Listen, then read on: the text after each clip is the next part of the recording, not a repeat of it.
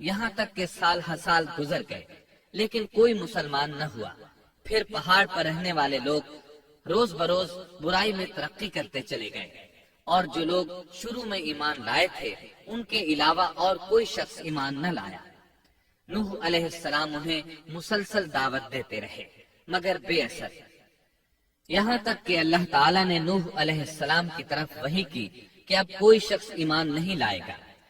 اللہ تعالیٰ سورہ ہود میں فرماتے ہیں، نوح کی طرف وحی کی گئی کہ آپ کی قوم میں سے جو ایمان لا چکے ہیں ان کے سوا اور کوئی اب ایمان نہیں لائے گا، بس آپ ان کے کاموں پر غمگین نہ ہوں۔ مطلب یہ تھا کہ آپ غم نہ کریں، اللہ کا حکم اب پورا ہونے والا ہے۔ غور فرمائیں، نوح علیہ السلام کے جذبے کو دیکھیے، مسلسل 950 سال تک دعوت دیتے رہے، لوگ انہیں جھٹلاتے رہے لیکن پھر بھی ان سے نا امید نہ ہوئے۔ اب جب کہ اللہ کی طرف سے وحی آ گئی کہ ان میں سے اور کوئی ایمان نہیں لائے گا اور کسی میں طاقت نہیں کہ انہیں ہدایت عطا فرمائے، تو نوح علیہ السلام نا امید ہو گئے اور انہوں نے اپنی قوم پر بد دعا کی۔ اس کا ذکر اللہ تعالیٰ نے سورہ نوح آیات 26 تا 28 میں کیا ہے۔ نوح نے کہا، اے میرے پروردگار، تو روئے زمین پر کسی کافر کو رہنے سہنے والا نہ چھوڑ، اگر تو انہیں چھوڑے گا تو یہ یقیناً تیرے اور بندوں کو بھی گمراہ کر دیں گے، اور ان کے ہاں جو اولاد ہوگی وہ بھی بدکار ناشکرے ہوں گے۔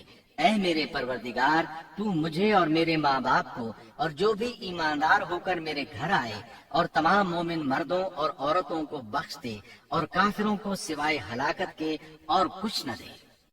اللہ تعالیٰ فرماتے ہیں کہ جب نوح علیہ السلام نے ہمیں مدد کے لیے پکارا تو پھر ہم نے اس کی مدد کی اور اسے ایک بڑی کشتی بنانے کی وحی کی، لیکن نوح علیہ السلام نہیں جانتے تھے کہ وہ اتنی بڑی کشتی کیسے بنائے، اور نہ ہی وہ بڑھئی تھے کہ اس کام سے واقف ہوتے۔ اس لیے اللہ تعالیٰ نے ان کی طرف یہ وحی کی کہ ہماری آنکھوں کے سامنے اور ہماری وحی کے مطابق ایک کشتی تیار کرو۔ اللہ نے وحی کے ذریعے ان کی رہنمائی کی کہ وہ اس طرح کریں، اور مزید تعلیم کے لیے جبرائیل علیہ السلام کو بھیج دیا۔ وہ انہیں بتلاتے گئے کہ اس طرح کشتی تیار کرو۔ نوح علیہ السلام ایک پہاڑ پر رہتے تھے، ان کے ارد گرد درخت نہیں تھے، نہ پانی تھا، چنانچہ انہوں نے بہت سے درخت اگائے، پھر ان کو کاٹا اور پہاڑ پر بیٹھ کر کشتی تیار کرتے رہے۔ آپ بڑے بڑے تختے بناتے اور لوہا لاتے اور ان سے کیل تیار کرتے، پھر ان کیلوں کو تختوں میں ٹھوکتے، آپس میں ان تختوں کو ملاتے، یہاں تک کہ ایک بہت بڑی مضبوط اور دیو ہیکل کشتی تیار ہو گئی۔ ایک روایت کے مطابق نوح علیہ السلام نے اس کو 100 سال میں تیار کیا۔ یہ تھی وہ کشتی جسے نوح علیہ السلام نے اللہ کی ہدایت کے مطابق تیار کیا تھا۔ سورۃ القمر آیت 13 میں ارشاد ہوتا ہے، اور ہم نے نوح کو اس کشتی میں سوار کیا جو تختوں اور کیلوں سے بنی ہوئی تھی۔ نوح علیہ السلام نے دعوت کا کام چھوڑ دیا اور کشتی بنانے لگے۔ وہ لوگ جب انہیں کشتی بناتے دیکھتے تو ان کا مذاق اڑاتے، کہتے، نوح پہلے تو نبی تھا، اب بڑھئی بن گیا۔ مزید کہتے، یہ کیسا مجنون ہے کہ پہاڑ پر کشتی بنا رہا ہے، تعجب ہے اس پر۔ اللہ نے ان کافروں کے مذاق کا ذکر سورہ ہود آیات 38 اور 39 میں کیا ہے۔ نوح کشتی بنانے لگے، اس کی قوم کی جو جماعت اس کے پاس سے گزرتی وہ اس کا مذاق اڑاتی۔ وہ کہتے، اگر تم ہمارا مذاق اڑاتے ہو تو ہم بھی تم پر ایک دن ہنسیں گے جیسے تم مسخرہ پن کر رہے ہو۔ تمہیں بہت جلد معلوم ہو جائے گا کہ کس پر عذاب آتا ہے، جو اسے رسوا کرے اور اس پر ہمیشہ کا عذاب اتر آئے۔ اس کشتی کا حلیہ ابن عباس رضی اللہ عنہما سے ایک روایت میں یوں آیا ہے۔ وہ بیان کرتے ہیں کہ نوح علیہ السلام نے پہاڑ پر ایک کشتی تیار کی اور اسے تارکول سے لت پت کیا۔ اسی وقت سے تارکول کا ظہور ہوا۔ اس کشتی کا طول 300 گز، اونچائی 30 گز اور عرض 50 گز تھا۔ ایک اندازے کے مطابق اس کا طول 1 کلومیٹر سے زیادہ تھا، اور اس کی بلندی اور گہرائی کے بارے میں کہا گیا ہے کہ 30 ہاتھ تھی، اور یہ کشتی عام کشتیوں کی طرح اوپر سے کھلی ہوئی نہیں تھی، بلکہ جس طرح اس کو نیچے سے بند کیا گیا تھا اسی طرح اوپر سے بھی بند کیا گیا تھا، تاکہ اوپر سے جو بارش برسے وہ انہیں نقصان نہ دے، اور جس طرح نیچے والے غرق ہونے سے محفوظ رہیں اسی طرح اوپر والے بھی محفوظ رہیں۔ گویا وہ ایک گیند کی مانند تھی۔ اس میں الگ الگ 3 درجے بنائے گئے تھے، ہر درجے میں ایک دروازہ تھا، اور یہ 3 دروازے اس طرح تھے کہ ہر دروازے کے اوپر ایک دروازہ تھا۔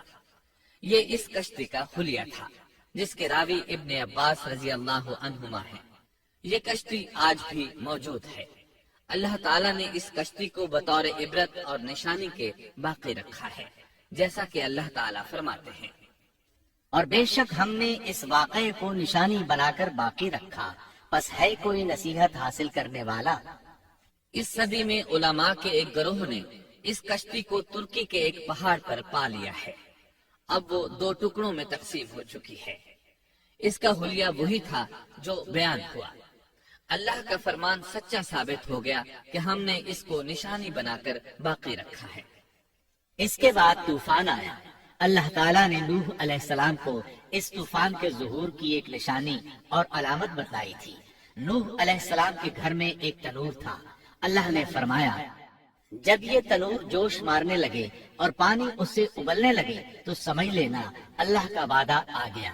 چنانچہ اس وقت مومنوں کو اور اپنے اہل و عیال کو اور زمین پر بسنے والے تمام جانوروں کا جوڑا جوڑا اس کشتی میں سوار کر لینا۔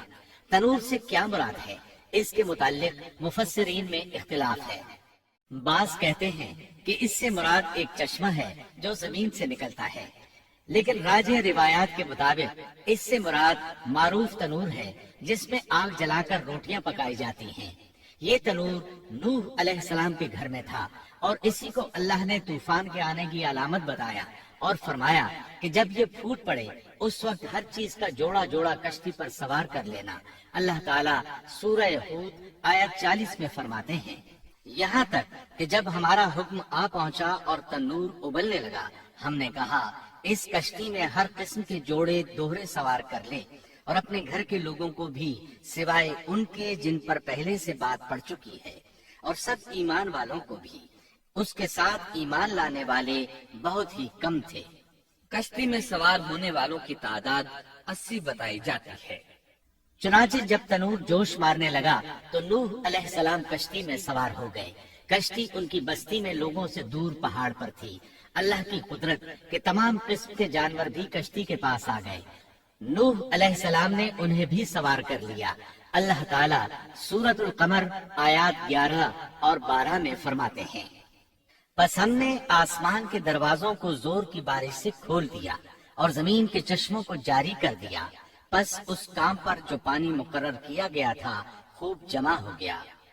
آسمان سے نازل ہونے والا اور زمین سے نکلنے والا پانی کتنا تھا، اس کا اندازہ اللہ ہی کو ہے۔ بہرحال اس پانی نے زمین پر رہنے والے انسان، چوپائے، حیوانات، غرض ہر چیز کو غرق کر دیا۔ اس بارے میں اللہ فرماتے ہیں، نوح نے اپنی قوم سے تنگ آ کر ہمارے حضور دعا کی، ہم تو ہیں ہی بہترین طور پر دعاؤں کے قبول کرنے والے۔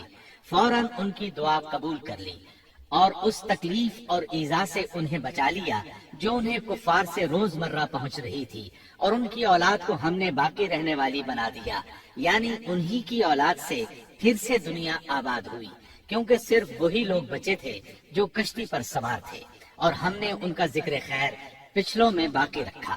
نوح علیہ السلام پر تمام جہانوں میں سلام ہو۔ ہم نیکی کرنے والوں کو اسی طرح بدلے دیتے ہیں، وہ ہمارے ایماندار بندوں میں سے تھا، پھر ہم نے باقی سب کو غرق کر دیا۔ اللہ مزید فرماتے ہیں، جب پانی میں طغیانی آ گئی تو اس وقت ہم نے تمہیں کشتی میں چڑھا لیا تاکہ اس کو تمہارے لیے نصیحت اور یادگار بنا دیں، تاکہ یاد رکھنے والے کان اس کو یاد رکھیں۔ یعنی پانی اتنا زیادہ ہو گیا کہ اس سے تمام شہر، بستیاں، انسان اور جانور غرق ہو گئے، یہاں تک کہ پانی بلند پہاڑوں سے بھی اونچا ہو گیا، اور اتنے بلند پانی پر یہ کشتی نوح علیہ السلام اور ان کے ساتھیوں کو اپنے دامن میں سمیٹے اللہ کے حکم سے اور اس کی حفاظت میں پہاڑ کی طرح رواں دواں تھی، ورنہ اتنے طوفانی پانی میں کشتی کی حیثیت ہی کیا ہوتی ہے۔ نوح علیہ السلام کشتی میں سوار ہوئے اور انہوں نے اپنے ساتھیوں کو حکم دیا کہ وہ یہ دعا پڑھیں، بسم اللہ مجریہا ومرساہا